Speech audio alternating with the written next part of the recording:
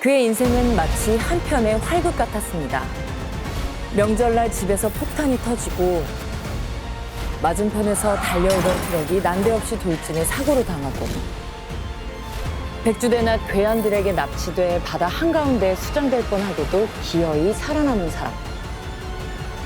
지독하게 불은 했지만 기이할 정도로 운이 따랐던 한 남자에 대한 이야기입니다. 자, 그렇다면 본격적인 얘기는 제가 먼저 시작해 보겠습니다. 그날은 유난히 캄캄하고 조용한 밤이었어요. 설을 앞두고 집주인인 부부는 잠시 집을 비웠고요. 방학을 맞아 큰 집에 와 있던 조카와 다른 가족들은 함께 텔레비전을 보고 있는데 쾅! 갑자기 폭발음이 들린 겁니다. 사제폭탄이 터진 거예요. 여기가 바로 동교동 자택, 당시 신민당 국회의원이었던 김대중 의원의 집이었습니다. 누가 터뜨린 거예요?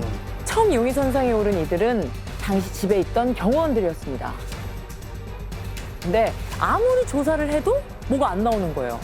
경호원들을 데려다가 고문도 해보고 경찰이 120명이나 동원돼서 집안을 샅샅이 수색했는데 아무런 증거가 없었어요. 그러자 이번엔 새로운 용의자를 지목하는데요. 그날 밤 집에 있었던 김대중 의원의 조카. 방학을 맞아 큰 집에 놀러 온 15살 중학생이었어요. 그럼 조카가 그랬다는 건가요? 설마 15살 조카가?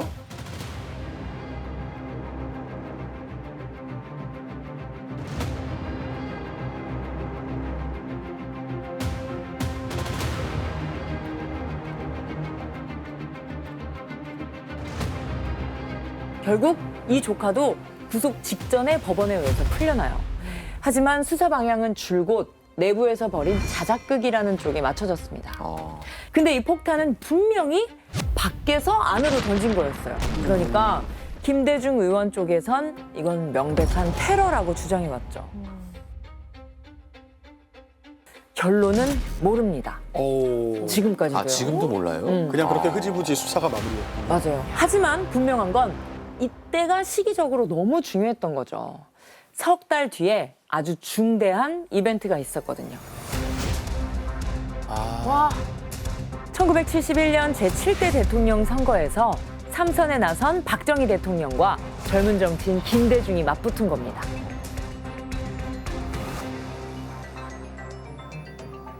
이번에 박정희 씨가 승리하면 앞으로는 선거도 없는 정부집권의 총통시대가 온다는 데 대한 확고한 증거를 나는 갖고 있다. 그때 인파가 엄청 모였다는 걸 알고 있어요. 내가 이 자리에 나와서 여러분들에게 나를 대통령으로 한 번 더 뽑아주십시오 하는 이런 정치 연설은 오늘 이 기회가 마지막 연설이 될 것이라는 것을 확실히 말씀드립니다. 결과는 박정희 53.2%, 김대중 45.3%. 모두 다 알다시피 박정희 대통령의 승리였죠. 청와대 분위기 어땠을까요? 생각보다 약간 박빙 박빙이었죠. 느낌이라서 좀 위협적이게 과반을 느끼지 넘었으니까. 않았을까? 여긴 또 집권 여당인데 아, 지금 굉장히 막 이렇게 쫓아오는 후보가 있다는 게 좀 위협적이었을 거예요. 위협적이었어. 김대중 씨가 뭘 했다고 95만 표 차이밖에 안 나? 이름이라도 내가 더 낫고 선거 비용을 써도 내가 훨씬 더 많이 썼는데 말이야. 행정력은 또 얼마나 많이 사용했나? 스스로 행정력은 심지어 이런 얘기도 했다고 해요. 선거라는 게 민주주의를 위해 불가피한 것이기도 하지만 이러다 큰일 날 수도 있겠어. 이게 지금 카더라 통신이에요? 아니면 실제로 이런 말을 했다라는 게 기록에 있는 거예요? 이 말은 김종필의 증언입니다. 이제 김종필은 박정희 대통령의 조카 사위이고 또 5.16 군사정변을 같이 일으켰던 굉장히 가까운 사이거든요.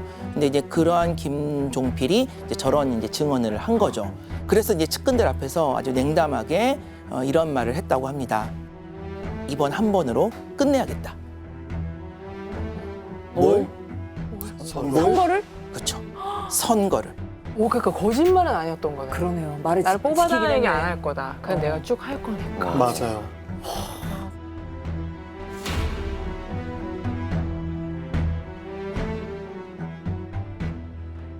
자, 선거가 끝나고 한 달 뒤 여긴 전남 무안의 4차선 도로입니다. 어떻게 빨리 좀 안 되겠습니까? 대선 끝나고 이번엔 국회의원 총선을 하루 앞두고 있던 상황입니다. 여기저기서 지원 유세를 부탁하는 바람에 김대중 의원은 몸이 10개라도 부족할 정도였죠.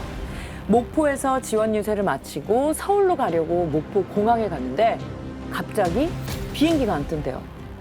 저 광주공항에 한번 가보시죠.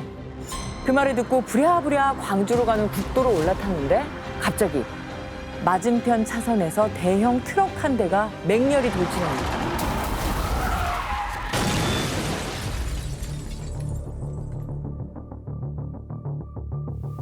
느닷없이 팔도 추력이 앞으로 돌진해 오고 있길래 한 100m 앞에서 제가 외전을 하라고 소리를 질렀습니다.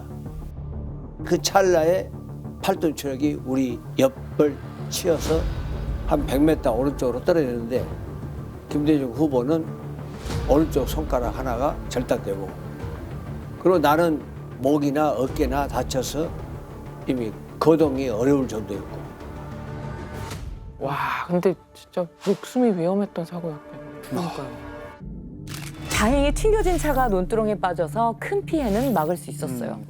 근데 공교롭게도 이날따라 경찰도 너무 늦게 출동합니다. 10분 거리에 경찰서가 있었는데 1시간이 훨씬 지나서 현장에 도착했대요. 수사 결과 운전기사의 졸음운전으로 결론이 났지만 주변에선 자꾸 불길한 얘기를 합니다. 소문이 안 좋아요.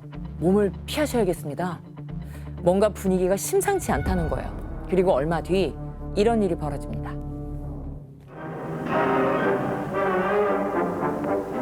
박정희 대통령은 1972년 10월 17일 저녁 7시를 기해 민족의 살기를 찾기 위한 특별선언을 발표하고 유신적인 일대 개혁을 시작했습니다.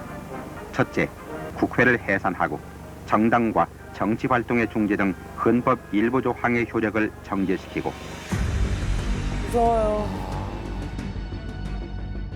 이 박정희 대통령은 계엄과 동시에 소위 유신을 선포합니다. 헌법을 일단 정지시키고요.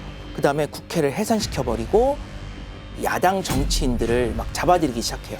근데 이제 제1순위가 누구냐? 바로 김대중 의원의 측근들입니다. 근데 김대중 의원을 직접 잡아가지는 않는 건가요? 측근들. 맞아요. 정작 DJ는 잡혀가지 않았어요. 일본에 있었거든요. 아까 그 자동차 사고의 후유증으로 치료를 받으러 간 겁니다. 김대중 대통령이 항상 들고 다니던 거 뭐가 있죠? 아니. 맞아요. 지팡이. 알고 보니까 아까 그 사고로 고관절을 심하게 다친 거예요. 가뜩이나 불안한 상황이니 일본에 가서 치료를 받고 돌아오려던 찰나 귀국 이틀 전 호텔방에서 아까 그 뉴스를 보게 된 거죠. 그리고 귀국을 취소합니다. 그게 맞네. 이때 귀국했으면 큰일이 생겼을 수도 있죠. 이건 잡혀가지. 근데 김대중이 해외에서 조용히 숨어서 몸만 피하고 있었던 그런 상황은 아니었어요. 계속 특히 언론들을 만나고 또 주요 인사들을 만나서 여러 가지 이제 이야기를 전달합니다. 즉 유신은 독재다. 그리고 지금 한국에서는 이런 일들이 벌어지고 있다.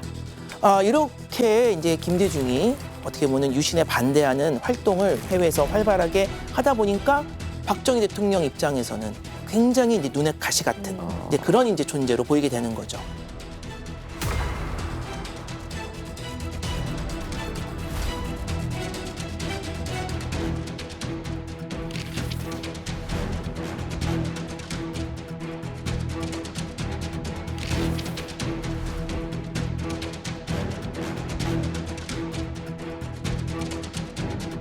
자, 여기는 도쿄입니다.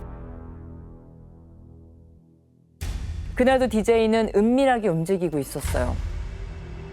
남자 셋이 룸에서 점심을 먹으면서 필담을 섞어가며 대화를 나눴죠. 만난 지 1시간쯤 지났을까? 몇몇이 먼저 자리에서 일어나고 DJ도 일행을 배웅하러 문을 열고 복도로 나간 순간 어디선가 뛰쳐나온 괴한들이 손수건으로 입을 틀어막고 DJ를 옆방으로 끌고 갔어요. 같이 있던 일행들도 또 다른 괴한들에 의해 잡혀있는 상황.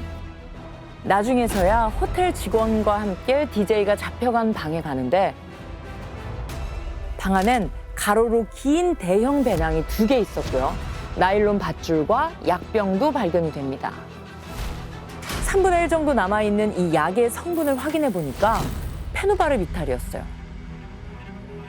페노바르비탈은 이제 바르비투르산계의 수면 유도제 혹은 뭐 진정제입니다. 주사하거나 이제 음료의 고용량을 타서 마시게 하거든요. 그 정도로 많이 복용하지 않으면은 생명에 지장은 없지만 되게 졸려요. 그리고 얘는 냄새가 별로 안 나는 약입니다. 근데 아까 보면 밖에서 손수건으로 이렇게 입을 막았다고 했잖아요. 네. 보통 그렇게 하는 순간에 흡입돼가지고 마취되는 약들이 있어요.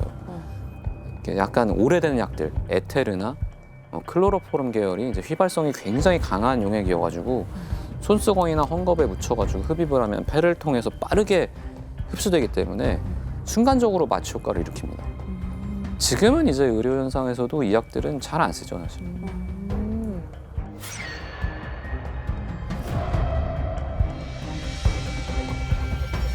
당초에는 이 사람들이 그 방에서 날 죽이려고 했습니다. 그래서 당장에 마취를 하니까 일시적으로 기절이 했어요. 그런데 나중에 보니까 그것을 북한 공산주의자가 했다고 하기 위해서 백두산 담배를 그냥 놔두고 그랬어요. 아, 북한 담배가 세다. 있어요? 북한 담배가 나왔다라는 게 이제 너무 대놓고 북한 사람들이 데려갔다. 그러니까 이렇게 라고 그렇게 하려고. 그렇게 뭐 됐다라는 그런 말을 거였겠네요. 하려고 하는 거예요. 그리고 DJ는 어디론가로 실려갔어요. 오래오래. 결국 어떤 배의 지하 선실까지 끌려갔는데요. 손발이 꽁꽁 묶인 채 대한해협 한가운데 떠 있었던 거예요.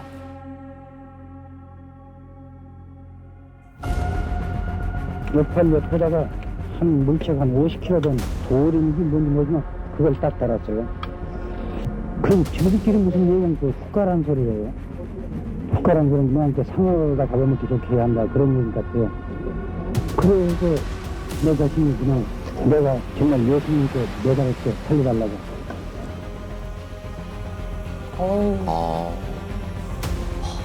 공포를 넘어서 저 정도면 그냥 이제 이렇게 끝났겠구나. 수장을 시키고. 책임을 것 같아요. 바다에 던져져 죽는구나라고 생각했을 때 정체 모를 비행기 소리가 들리더니 얼마 뒤 누군가 귀에 대고 이렇게 속삭였대요. 선생님, 이제 살았습니다. 그리고 동교동 집 앞에 던져지게 된 겁니다. 납치된 지 5일 만에.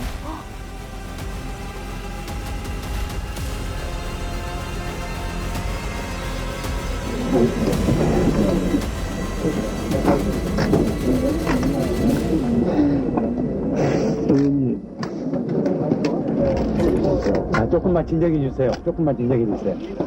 진정하지 마시고. 아까 그 비행기는 뭐예요? 비행기가 뭐예요? 미국 측에서 띄운 비행기라는 말이 있는데 사실은 이제 확인이 되지 않습니다. 안 해주는 거야. 예, 그리고 확실한 거는 미국이 김대중이 납치되자마자 그 사실을 바로 알았고 특히 CIA 같은 경우는 김대중의 위치까지 바로 파악을 해가지고 이제 보고를 했다고 합니다. I rushed back to see Ambassador Habib. So he said, if you can tell me by tomorrow morning, where he is and who has him, I think we can keep him alive. We weren't positive where he was, but we thought he was on some kind of a boat in the Straits of Tsushima. 근데 지금 이 사건이 발생한 곳은 일본이잖아요. 아, 그러네요. 그러다 보니까 이제 일본 경찰이 나서게 되고 김대중이 납치됐던 그 호텔 방에서 어떤 유리컵을 이제 발견하고 거기에는 지문을 채취하는데 그 지문의 주인공이 누구냐? 이제 한국의 외교관으로 되어 있는 사람의 이제 지문이 나온 거예요. 그 사람은 겉으로는 한국의 외교관이었지만 사실은 중앙정보부 요원이었던 것이고 당시 이제 중앙정보부장 나는 새도 떨어뜨린다라고 이렇게 위세가 아주 당당했던 그 이우락 중앙정보부장의 어떤 이 지시 지시를 이제 시작으로 해서 이철이 차장이라고 그분이 이제 총 책임을 맡아서 짜여진 작전이었다, 공작이었다 이렇게 볼 수가 있습니다.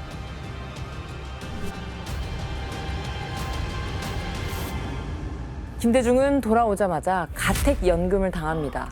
바깥 출입도 금지, 정치 활동도 금지. 기동대 200여 명이 집 주변을 에워싸고 24시간 감시했어요. 내가 정치하러 가는 게 아니지 않소. 단 1시간만 빈소를 지키게 해주십시오. 투병 중이던 아버지가 돌아가신 거예요. 근데 빈소만 다녀오게 해달라는 부탁을 끝내 들어주지 않았던 거예요. 와, 이거는 야 평생의 한으로 남겠다 아, 진짜. 그쵸. 1975년 초 정도가 됐을 때 이 김대중에 대한 가택연금이 일단 해제가 됩니다. 아마 뭐 박정희 정권도 뭐 이 정도 했으면은 김대중도 이미 이제 포기했겠지. 아마도 이렇게 생각을 했을 것 같아요. 이 1976년 3월 1일 종교계 인사들과 재야 인사들이 이 명동성당에 모입니다. 윤보선 전 대통령, 또 함석헌 선생. 근데 이런 분들이 이제 모여서 유신 독재의 철폐를 외치게 되는 거죠. 뭐 김대중이 거기 갔다고? 이러면서 이제 이 민주구국선언 관련자들을 싹 다 이제 잡아들이기 시작합니다. 특히 유신 이후에 이 김대중이 가택연금 또 교도소 인신이 완전히 묶여 있었던 시간만 약 5년 정도 이런 5년 정도가 되는 그런 이제 굉장히 큰 탄압을 받게 됩니다.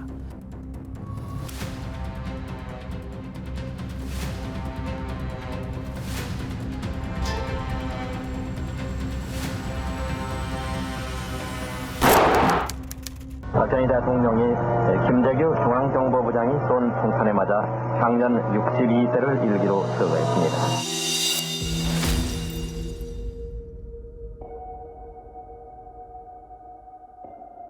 자, 그럼 정치인 김대중의 삶은 이제 좀 편안해졌을까요?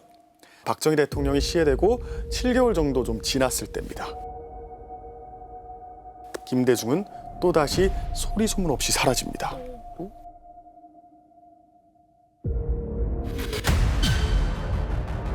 머그샷이죠? 저 사진 처음 봐요. 나도.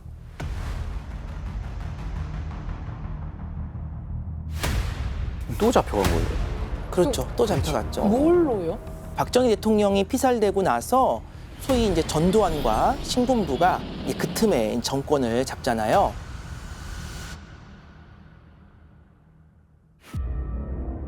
본의 아니게 외부로부터 여러 가지 뭐 보안사령관이 한국의 실권자라니 뭐 여러 가지 그 유언비어가 아직도 내용을 잘 모르는 우리 국민들 간에 오고 가고 있습니다. 유언비어를 방지하는 데 노력해 주시기를 당부합니다. 처음에는 이제 전두환이 내가 뭐 실권자라고 그러냐, 나 낭설이다, 뭐 이런 식으로 뭐 약간의 이제 페인트를 썼지만 결국에는 원래는 보안사령관이었는데 여기에 더해서 중앙정보부장까지 또 맡게 됩니다. 그러니까 이제 다들 눈치를 채게 되는 거죠. 아, 저러다가 아마도 쿠데타를 일으킬지 모르겠다. 그런데 이제 그것이 실제로 일어나게 되는 거죠. 비상계엄 선포 지역을 1980년 5월 17일 24시를 기하여 전국 일원으로 변경한다.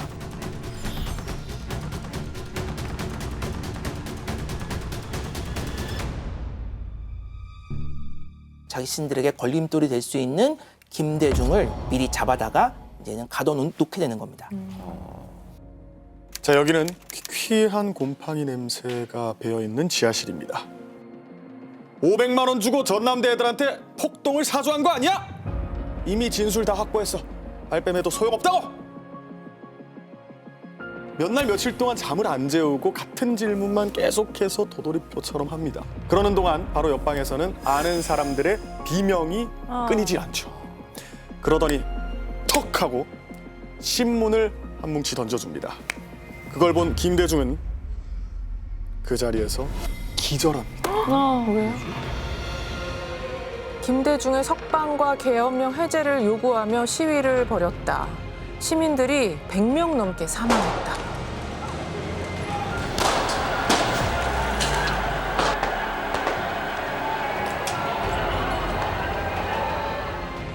나는 그 사람들이 그렇게 죽었다는 거, 그리고 나를 구속한 데 대한 항의에서 이제 일어났다는 거, 이런 것 등에서 너무 충격받았고 잠시 의식을 잃었어요. 쓰러져서.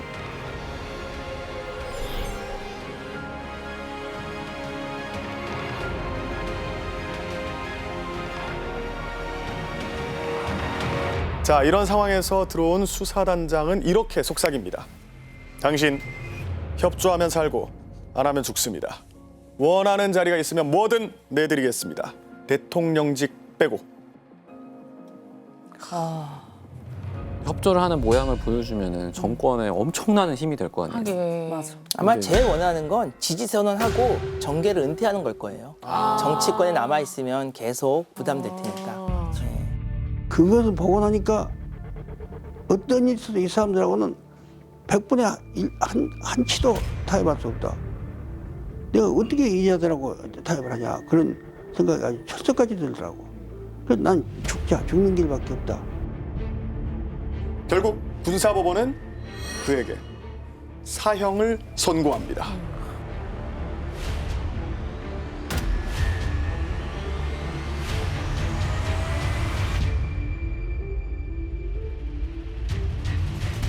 자, 그런데 대법원에서 사형이 확정된 그날 전두환 신군부는 엄청난 결정을 내립니다.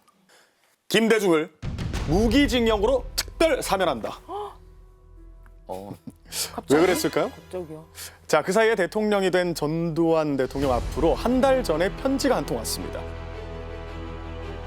김대중의 처형 가능성에 대해 미국 국민, 의회, 정부 모두가 깊은 우려를 표하고 있습니다. 이 일로 인해 한국의 국제적 관계가 심각한 손상을 입을 가능성이 큽니다. 라고 한마디로 그러니까 하지 말란 얘기예요. 넣어둬라. 진짜 그만. 미국에서 그렇죠. 미국에서 보낸 거죠? 날아온 편지죠. 또 CIA인가? 자, 이 편지를 보낸 사람은 바로 지미 카터, 당시 미국 대통령입니다. 뭐 이거 진짜 우회해서 얘기했지만 하지 가만히 말란 있어라. 얘기죠. 그치. 네. 사실은 이때가요, 카터 말고 그 다음 레이건 대통령인 대통령이죠. 레이건 대통령의 취임을 앞두고 있었을 때예요. 당선인 시절이군요. 그래서 사실 전두환은 자신의 정통성을 인정받기 위해서 하루빨리 미국으로 가서 레이건 대통령과 회담을 하는 것을 계속 이제 추구하고 추진하고 있었던 그런 상황이었습니다. 이제 그런 와중에 레이건 측에서도 똑같은 요구를 합니다. 김대중에 대한 사형을 정지하고 그를 감형시켜라. 사형에서 무기징역으로 이렇게 이제 감형을 하게 됩니다. 내가 감옥생활 한 것이 의미가 그만큼 이 나라 민주화를 위해서 의미가 큰 거니까. 그리고 우리 국민은 언제까지나 독재자를 용납할 국민이 아니다. 국민에 대한 신뢰, 역사에 대한 신뢰가 있었기 때문에 한 번도 좌절을 본 일은 없어요.